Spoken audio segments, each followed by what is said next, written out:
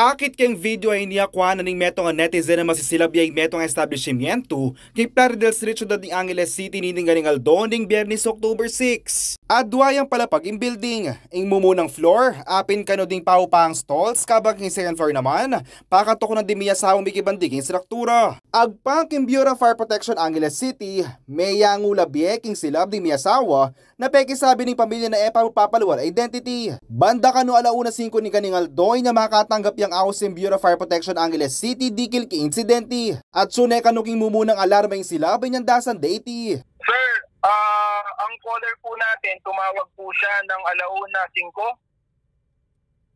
So nakarating po yung San Nicolas Fire Station po doon ng alauna 7 or 107.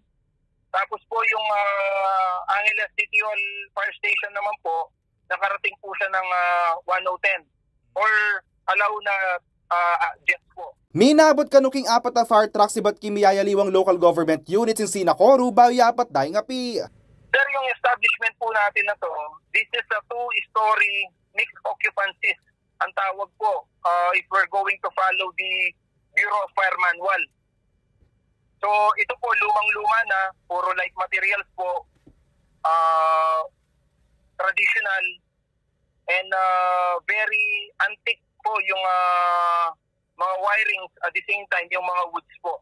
Pepasyag na ng BFP king CLTV 36 News sa mabot king alos 5 milyong pesos ing ulaga ng mesirang pibandyan. May ka-investigasyon mo naman kanunong nanay posibleng meging sangkaning silab. When it comes to the cause of the fire, sir, it's too early to tell because we will still be conducting a thorough and forensic investigation to shed a light in this particular case. Magpagana naman ng BFP karimemalen, akaray makaniting emergency situation, agad na mag-report ka ng otoridad at alila pa mo mag-live in social media. Isa sa pinakamalagang advice ko ngayong umaga is that kapag may sunog, huwag na tayong mag-Facebook live. Hanggat maaari, tumawag na po tayo ng bumbero para mas mapuntahan ka agad ng bumbero yung fire incident or yung nasusunog na bahay. Yakoy kaya kayong talasuyo i JM De Jesus ating pusong makabalen.